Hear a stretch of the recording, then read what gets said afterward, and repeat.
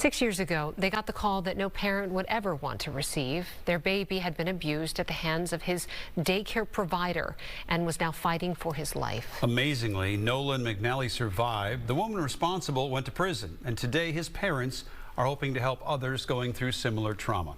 Fox 9's Courtney Godfrey joins us now. And Courtney, the McNallys have now just launched their own nonprofit. Yeah, Randy, it's called Never Shake MN, and its goal is to support those caring for an infant suffering from shaken baby syndrome. This as the family speaks publicly for one of the very first times since their nightmare began.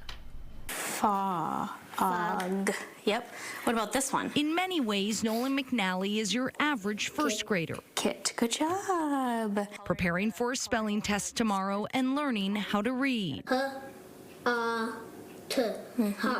Yep. But 6 years ago, Nolan's parents didn't even know if he would talk, let alone make it to elementary school. I didn't know what I would find when I got to daycare. I honestly didn't know if he'd be alive. Because at only 6 months old, he was abused by his daycare provider. As I was kind of like petting his head, I felt like kind of a little kind of a, I don't know, mushiness on the back of his head. And so I called the doctor over here and I said, this doesn't feel right. And sure enough, they kind of rushed him in to get a CT. And then that's when we noticed some brain bleeding happening. Doctors discovering bruises on his legs, a skull fracture, broken sternum, brain bleeds, and retinal hemorrhaging.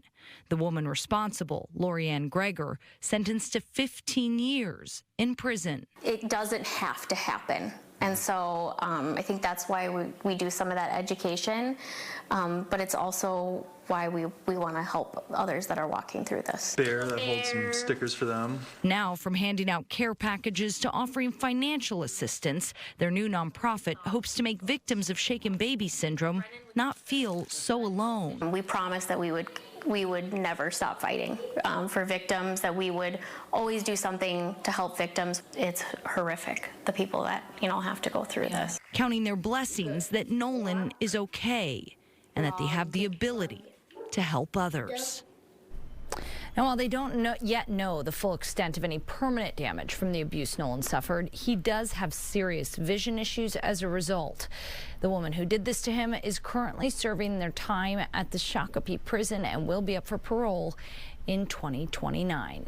In the newsroom, Courtney Godfrey, Fox 9.